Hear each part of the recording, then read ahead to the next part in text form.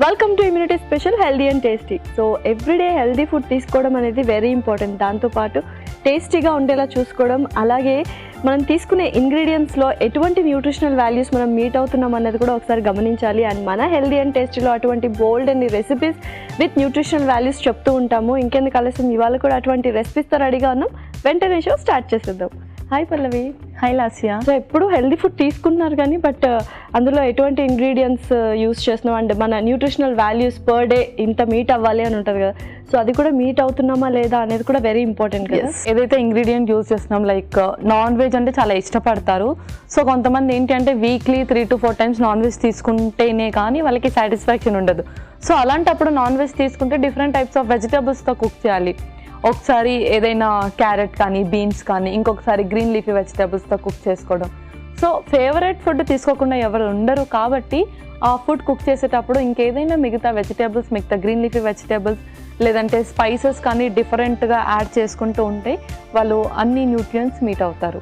Okay, so మరి ఇవాళ మన కోసం ఏ కైండ్ ఆఫ్ హెల్దీ రెసిపీ చేస్తున్నాం? సో ఇవాళ రెసిపీ వచ్చేసి spicy baby potatoes. Okay, spicy baby potatoes అనమాట. కొంచెం డిఫరెంట్గా ఉంది. అండ్ పొటాటోస్ కూడా అప్పుడప్పుడు తినాలి అండ్ ఎందుకంటే ఇన్స్టెంట్ ఎనర్జీ కావాలి కాబట్టి. ఇప్పుడు చాలా మంది బిజీ షెడ్యూల్ ఉన్నారు అండ్ మైండ్తో ఎక్కువ వర్క్ కాబట్టి ఇంకా ఎక్కువ ఎనర్జీ కావాలి యాక్చువల్గా. సో మరి చూద్దాం స్పైసీ పొటాటోస్ ఎలా ఉంటాయి ఏంటి. ఓకే, ఇంగ్రీడియంట్స్ తెచ్చేస్తాను. ఓకే లాస్యా, ఇంగ్రీడియంట్స్ తెచ్చేసాను. ఓకే, సో స్పైసీ అన్నామంటేనే అర్థమైంది హోల్ స్పైసెస్ తీసుకొచ్చేస్తున్నాను అని. అండ్ ఆల్మోస్ట్ అన్ని పౌడర్స్ తీసుకొచ్చేసాను అంటే స్పైసీ. ఓకే, సో ఫస్ట్ పోప్ పెడతావు అండ్ అగైన్ స్పైసెస్ యూస్ చేస్తావు. అవును, సో మరి స్టార్ట్ చేసేద్దాము. ఓకే,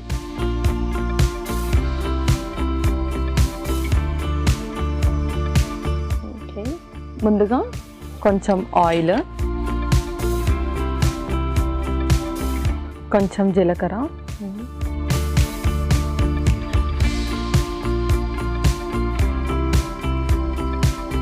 కొంచెం కరివేపాకు,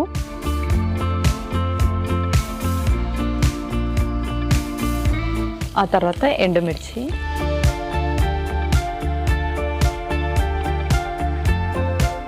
తర్వాత ఆలు కూడా వేసేద్దాం. బాయిల్ చేసింది ఆల్రెడీ. ఓకే, సో అలా బాయిల్ చేసి ఎక్కువ డీప్ ఫ్రై కానీ ఎక్కువ చేయాల్సిన అవసరం లేదు, కొంచెం సాల్ట్ చేస్తే సరిపోతుంది.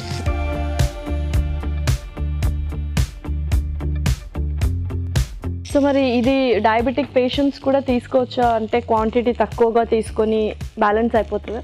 యా, అవును. ఏ ఫుడ్ అయినా సరే ఎవరు కంప్లీట్గా అవాయిడ్ చేయకూడదు. ఎందుకంటే ఇది జస్ట్ సింపుల్ కార్బ్స్ ఉంటాయి అని చెప్పేసి వాళ్ళని వద్దు అంటాం, కానీ దీంట్లో మనకు ఇన్స్టాంట్ ఎనర్జీ కూడా ఉంటుంది. సో అది అందరికీ కూడా ఇంపార్టెంటే కాబట్టి తీసుకోవాలి, బట్ తక్కువ మోతాదులో తీసుకోవాలి వాళ్ళు. అంటే వీక్లీ వన్స్ తీసుకుంటే చాలు, ఒక 4 pieces 5 pieces వరకు. పర్ఫెక్ట్. Yeah, next. అండ్ మనం వీక్లీ వన్స్ అయినా అన్ని స్పైసెస్ కలిపి తీసుకుంటే ఏంటంటే మన టేస్ట్ బడ్స్ కూడా యాక్టివ్ అవుతాయి అన్నమాట. సో అన్ని స్పైసెస్ ఒకసారి చూపించాలి రుచి. ఓకే, ముందుగా పసుపు, ఆ తర్వాత కాశ్మీరీ కారం,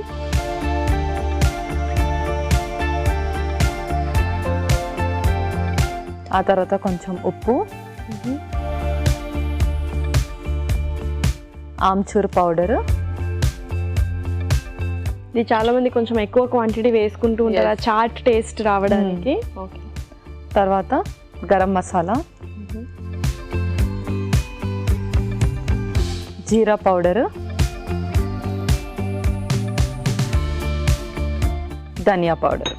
సో ఇలా మిక్స్ చేసుకోవడం ఏంటంటే మనమే ఒక కొత్త పౌడర్ కానీ స్పైసీ పౌడర్ కానీ ప్రిపేర్ చేసుకున్నట్టు ఉంటుంది. అవును, సో అలా వేసేస్తుంటే అందరు కొంచెం ఎక్కువ క్వాంటిటీ వేస్తారు. ఇలా చేసుకుంటే మనమే క్వాంటిటీ ప్రిపేర్ చేస్తున్నట్టు అవుతాం. ఇందులో కొన్ని వాటర్,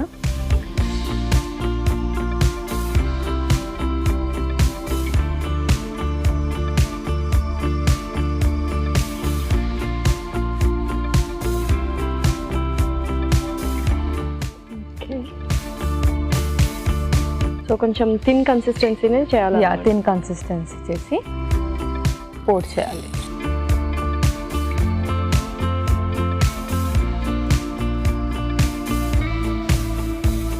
ఓకే,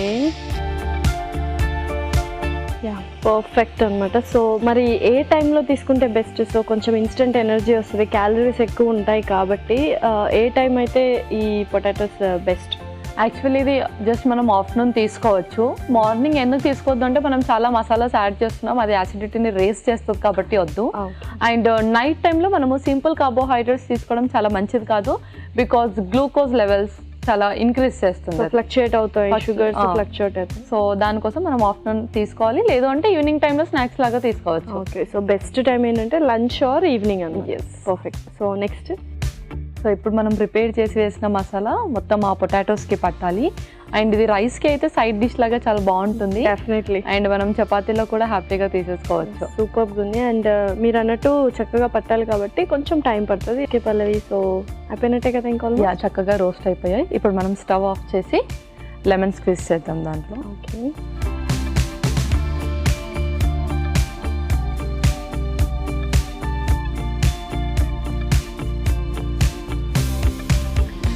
ఓకే పర్ఫెక్ట్. ఇంకా సర్వ్ చేసేసుకుందాం. సర్వ్ చేసుకుందాం.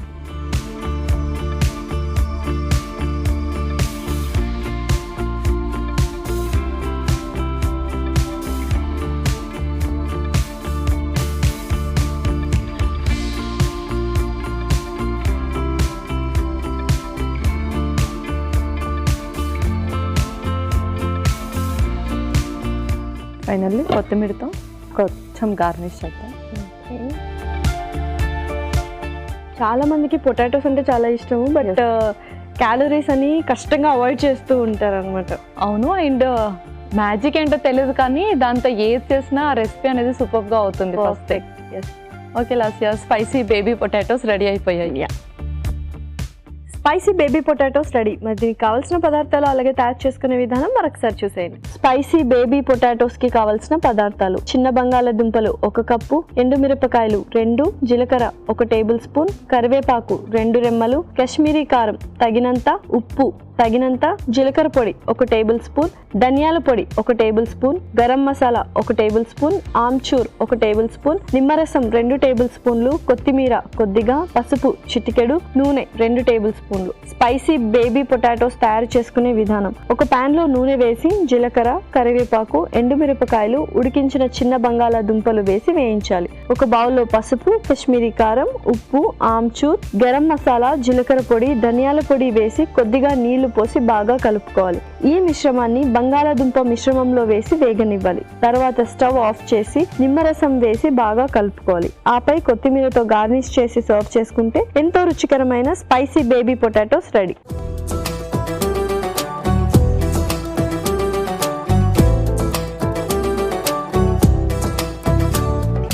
కావాల్సిన పదార్థాలు అలాగే తయారు చేసుకునే విధానం చూసారు కదా. ఇప్పుడు టేస్టింగ్ టైం. సో టేస్ట్ చేసేద్దాము. ఓకే,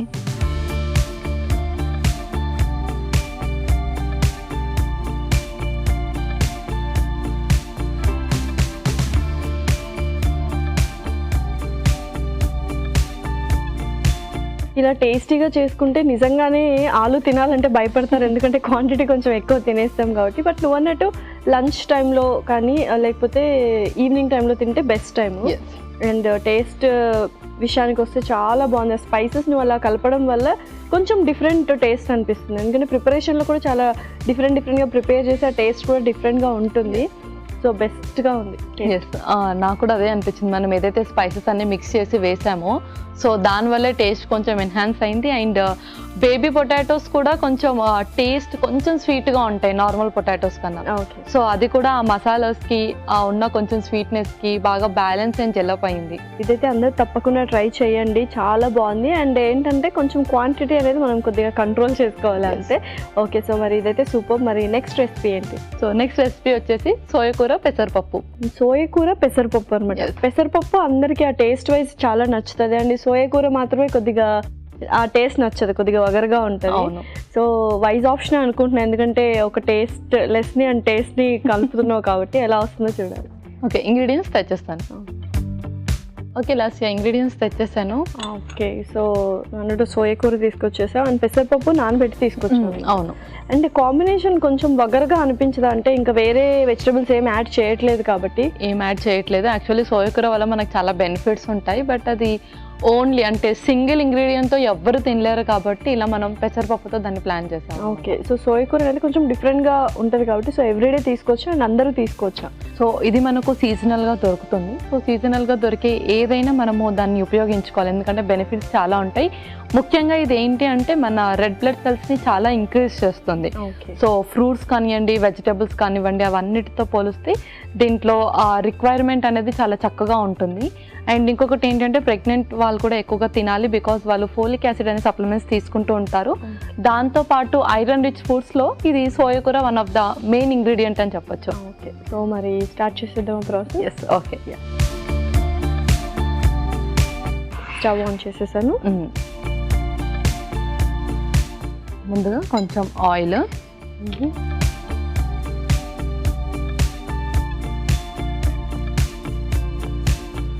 ఓకే, ఇంకొక స్పూన్ జీలకర్ర ఆవాలు, కొన్ని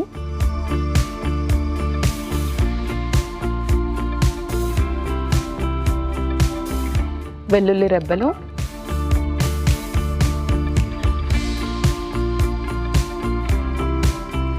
కరివేపాకు, ఓకే, నెక్స్ట్ పచ్చిమిర్చి,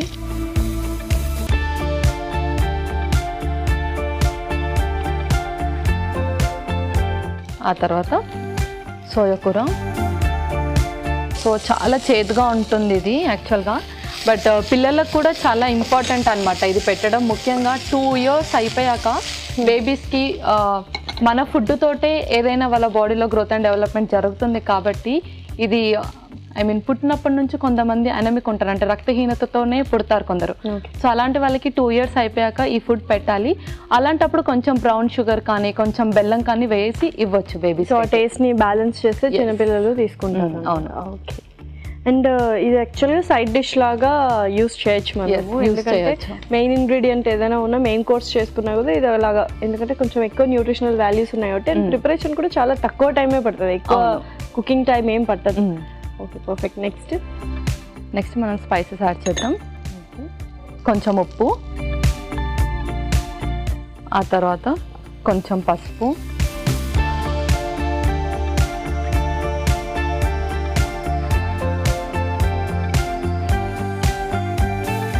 సో మరి నెక్స్ట్ ఏం వేస్తున్నాం? నెక్స్ట్ పెసరపప్పు. ఆల్రెడీ దీన్ని నానబెట్టాం కాబట్టి కొంచెం సాల్ట్ చేస్తే సరిపోతుంది.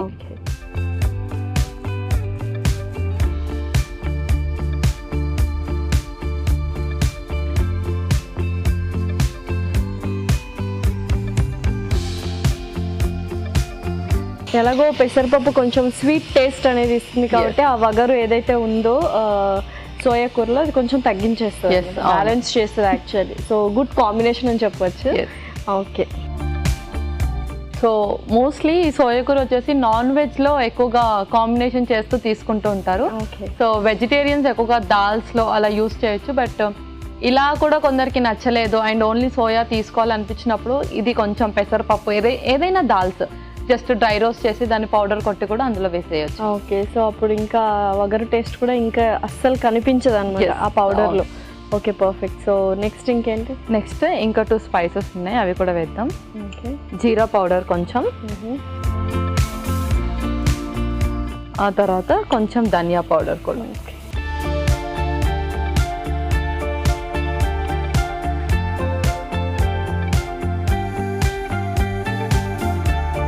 And very very quick recipe అనమాట, అండ్ టైం కూడా ఎక్కువ పట్టదు ఇలా చేసుకుంటే. సో కాసేపు వేగనిద్దాం, ఆ ఫ్లేవర్స్ అన్నీ ఆ సోయాకూర అండ్ తర్వాత పెసరపప్పు కూడా పట్టాలి కదా ఫ్లేవర్స్. సో ఓకే పల్లవి, సో చక్కగా ఫ్రై అయిపోయింది, ఇంకా అంతే ఆల్మోస్ట్. ఇంకా మనం స్టవ్ ఆఫ్ చేసి సర్వ్ చేసేసుకుందాం.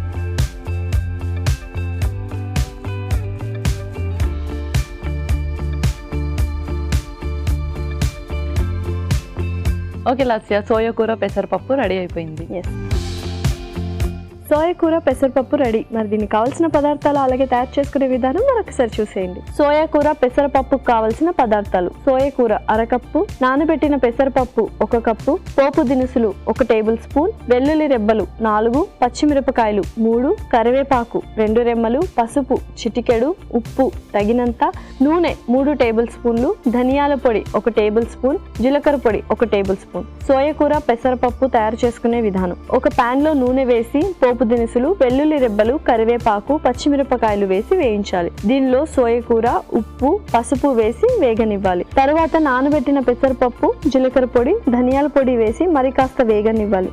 ఆపై సర్వింగ్ బౌల్లోకి తీసుకొని సర్వ్ చేసుకుంటే టేస్టీ సోయాకూర పెసరపప్పు రెడీ.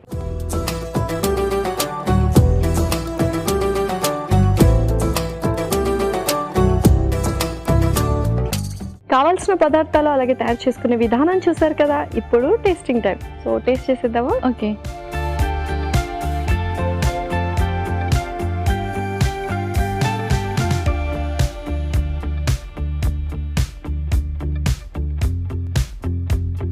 ఇక్కడ వగరు టేస్ట్ అనిపించట్లేదు, బట్ స్టిల్ సోయా కూర ఫ్లేవర్ అయితే వస్తుంది. అండ్ పెసరపప్పు చక్కగా నానబెట్టాం కాబట్టి చాలాసేపు ఈజీగా ఫ్రై అయిపోయింది. పెసరపప్పు టేస్ట్ అంటే అందరికీ ఇష్టమే. అండ్ స్పైసెస్ కానీ మొత్తం ఓవరాల్గా చాలా బాగుంది. ఎస్. అండ్ ఏంటంటే చక్కగా అది రోస్ట్ కూడా అయింది కాబట్టి సైడ్ డిష్లా కూడా తీసుకోవచ్చు. మీరు చెప్పినట్టుగానే నిజంగా వగరు టేస్ట్ ఎక్కడా లేదు. సో దాని బెనిఫిట్స్ అయితే మనకు తప్పకుండా కావాలి కాబట్టి ఇలా మనం రోస్ట్ చేసి తీసుకోవచ్చు. ఇంకా కొందరికి ఏంటి అంటే ఆ ఫ్లేవర్ కూడా కొంచెం పడదు. సో అలాంటప్పుడు కొంచెం బ్రౌన్ షుగర్ కూడా యాడ్ చేసుకోవచ్చు వాళ్ళు. సో పెసరపప్పు యూస్ చేస్తున్నాం కదా, మరి అది ఎక్కువ క్వాంటిటీలో కానీ లేకపోతే తరచుగా వాడొచ్చా పెసరపప్పు అనేది? సో పెసరపప్పు మనకు యాక్చువల్లీ మంచి ప్రోటీన్, బట్ కొంతమందికి మాత్రం ఓన్లీ శనగపప్పు అండ్ పెసరపప్పుతోటి గ్యాస్ట్రిక్ ఇష్యూస్ వస్తాయి. సో అది కూడా చాలా రేర్. అలాంటి వాళ్ళు కొంచెం తక్కువ యూస్ చేయాలి. అండ్ ఏ ఇష్యూస్ లేని వాళ్ళైతే రెగ్యులర్గా వీక్లీ 4 to 5 times వరకు యూస్ చేయొచ్చు. Okay, perfect. మరి 2 రెసిపీస్ చాలా బాగున్నాయి. అండ్ రెండింటి న్యూట్రిషనల్ వాల్యూస్ చెప్పేస్తావా? ఓకే. సో ఫస్ట్ రెసిపీ వచ్చేసి spicy baby potatoes. So potatoes కూడా మనము వీక్లీ వన్స్, అంటే డయాబెటిక్ పీపుల్ కానీ వెయిట్ లాస్కి ప్లాన్ చేసే వాళ్ళు కానీ అట్లీస్ట్ వీక్లీ వన్స్ అయినా బేబీ పొటాటోస్ కానీ నార్మల్ పొటాటోస్ కానీ డైట్లో ఇంక్లూడ్ చేసుకుంటే అది మనకు ఇన్స్టాంట్ ఎనర్జీని ఇస్తుంది, బాడీ మెటబాలిక్ రేట్ని పెంచుతుంది, అండ్ అలాగే ఇమ్యూనిటీని కూడా బూస్టప్ చేస్తుంది. సో అది మనము ఏ ప్లాన్ చేసేటప్పుడైనా, ఏ మెడిసిన్స్ యూజ్ చేసేటప్పుడైనా మన బాడీ మెటబాలిక్ రేట్ పెంచుకోవడం చాలా ఇంపార్టెంట్. కాబట్టి స్వీట్ పొటాటోస్ లేదంటే నార్మల్ పొటాటోస్, ఇలా బేబీ పొటాటోస్ని మన డైట్లో ఇంక్లూడ్ చేసుకుంటూ ఉండాలి. అండ్ మనం ఏదైతే ఆల్ టైప్ ఆఫ్ స్పైసెస్ కలిపామో అందరూ, అంటే నార్మల్ పీపుల్ కానీ ఎవరైనా సరే వీక్లీ వన్స్ అయినా ఆల్ టైప్ ఆఫ్ స్పైసెస్ తీసుకోవాలి. దీనివల్ల మనకు ఎక్కువగా థ్రోట్ ఇన్ఫెక్షన్స్ కానీ అండ్ త్వరగా ఇన్ఫెక్షన్స్ మనకు అటాక్ అవ్వకుండా ఉంటాయి. సో సెకండ్ రెసిపీ వచ్చేసి సోయాకూర పెసరపప్పు. సో సోయాకూరలో మనకు చాలా బెనిఫిట్స్, ముఖ్యంగా అది బ్లడ్కి సంబంధించిన ఇష్యూస్ నుంచి మనము రిలీఫ్ పొందొచ్చు. అదేంటి అంటే ఫస్ట్ థింగ్ మనకు రెడ్ బ్లడ్ సెల్స్ అనేది ఇంక్రీజ్ అవుతుంది అండ్ బ్లడ్ సర్క్యులేషన్ని ఇంప్రూవ్ చేస్తుంది. ఎవరికైతే బ్లడ్కి సంబంధించిన ఇన్ఫెక్షన్స్ ఉంటాయో వాళ్ళు కూడా సోయాకూరని రెగ్యులర్గా వాళ్ళ డైట్లో ఇంక్లూడ్ చేసుకుంటూ ఉండాలి. దీంతో పాటు మంచి ఫైబర్ కూడా ఉంటుంది. సో డైజెషన్ ఇష్యూస్ని కూడా మనకు ఇంప్రూవ్ చేస్తుంది. అండ్ అలాగే పెసరపప్పులో మనకు మంచి ప్రోటీన్ ఉంటుంది అండ్ ఇది కూడా బాడీని చలవ చేస్తుంది. అండ్ వెయిట్ లాస్కి ఎవరైతే ప్లాన్ చేస్తూ ఉంటారో సో దాల్స్ రెగ్యులర్గా వాళ్ళ డైట్లో ఇంక్లూడ్ చేసుకోవాలి. కాబట్టి పెసరపప్పుని లైక్ సూప్ లాగా కానీ లేదంటే ఇలా ఏదైనా గ్రీన్ లీఫీతో డ్రై రోస్ట్ కర్రీ లాగా కానీ వెట్ కర్రీ లాగా కానీ చేసుకొని రెగ్యులర్గా తీసుకుంటే కనుక చక్కటి వెయిట్ లాస్ ఉంటుంది, బాడీకి మంచి మోడరేట్ ప్రోటీన్ కూడా అందుతుంది. కాబట్టి మంచి ఇన్స్టెంట్ ఎనర్జీ లాగా కూడా యూజ్ అవుతుంది. ఓకే, సో ఇందాక నువ్వు పొటాటోస్ గురించి చెప్పినప్పుడు ఇన్స్టెంట్ ఎనర్జీ అనేది కూడా ఇంపార్టెంట్ అని. ఇప్పుడు ఏంటంటే చాలా మంది no carbs, no sugars, no fats అంటున్నారు, బట్ అది టోటలీ రాంగ్. సో కార్బోహైడ్రేట్స్ మనం తీసుకోవాలి. సో అప్పుడప్పుడు అలాంటి పొటాటో రెసిపీస్ కూడా చేసుకుంటూ ఉండాలన్నమాట. బట్ ఎనీహౌ 2 టేస్ట్ వైజ్ చాలా బాగున్నాయి అండ్ హెల్త్ వైజ్ ఆల్రెడీ నువ్వు చెప్పేసావు. Thank you so much Pallavi. Welcome Lasya. ఇదండి ఇవాళ ఎపిసోడ్. మరొక ఎపిసోడ్లో సరికొత్త ఇంట్రెస్టింగ్ రెసిపీస్తో మీ ముందుంటాం. Until then take care, bye by.